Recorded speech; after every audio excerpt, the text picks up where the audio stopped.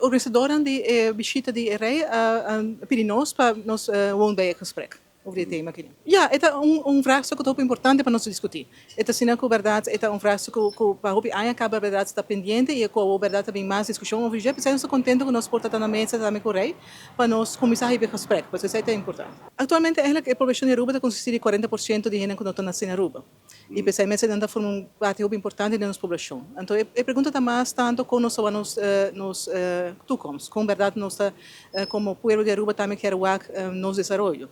E pensamos hincando também a dengue imigrante, né? Sobre nanta parte essencial de nossas comunidades, nanta contribuir também na nossa economia. E a pergunta está mais tanto com verdade nós trabalhar junto para integração, para uma melhor comunicação e para verdade nós trabalhar junto no melhor futuro para Aruba. Por crea a impressão que está sentindo falta que de mais integração de pessoas que vêm fora do exterior, mas de outra parte não de reino?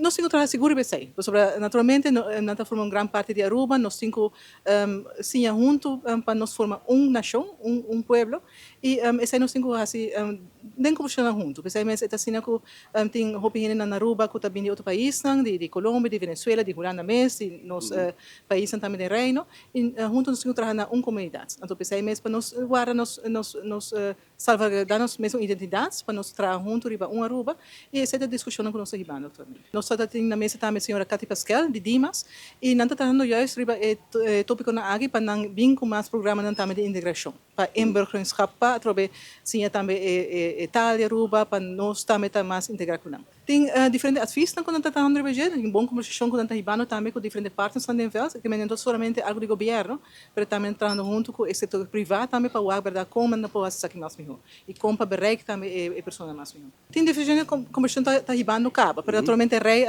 também e nós quer criar juist uma plataforma para nós discutir isso aqui mais ampliamente.